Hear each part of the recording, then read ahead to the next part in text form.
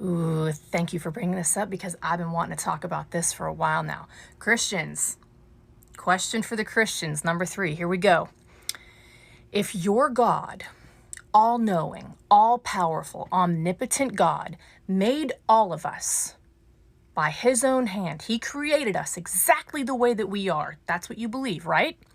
If your God made me into the atheist that I am, and he gave me the free will to believe or to disbelieve, when you pray for me, asking God to save me, how is that not a contradiction of your own God's will to have created me exactly the way that I am?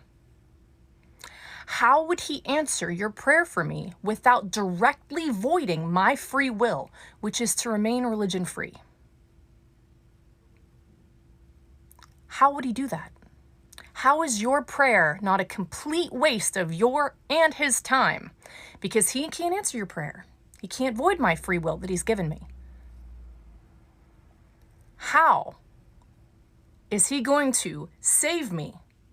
And why are you so arrogant to believe that you know better than your own God? I want to draw your attention to 3 serious issues with this video. First, this video starts with a straw man. A straw man fallacy is when you misrepresent a view in order to refute it. It's easier to knock over a straw man than a real man. Well, what's the straw man here? She says he created us exactly the way we are. That's what you believe, right? Wrong. This is not the Christian view. Christians believe God made the first parents, but then something happened. We call it the fall. The world isn't the way God originally made it. Adam and Eve broke the world, and it's been broken ever since. That includes our beliefs and our behavior. That's the Christian view. So no, God didn't make you into an atheist you are today. On the contrary, God says his existence is clearly seen, being understood through what has been made. But there are some that suppress the truth. So her atheism is on her, not God. Second, there's the issue that praying for unbelievers necessarily violates their free will. At this point, we need to ask, what exactly are we praying for? Here's my answer. We're asking God to act in such a way to make a difference.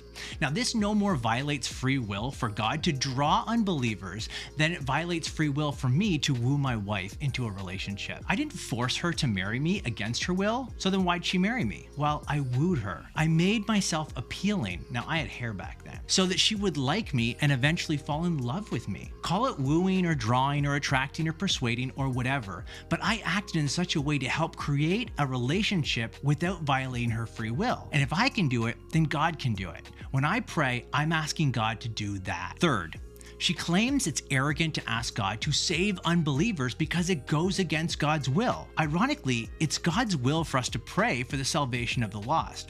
The Apostle Paul tells us to imitate him, and he says, "My heart's desire and prayer to God for them is that they may be saved." I think Paul would be surprised to learn that his prayer goes against God's will. This video is mistaken. God has invited us to pray for unbelievers, and when we pray for those unbelievers, it's not arrogance, it's kindness.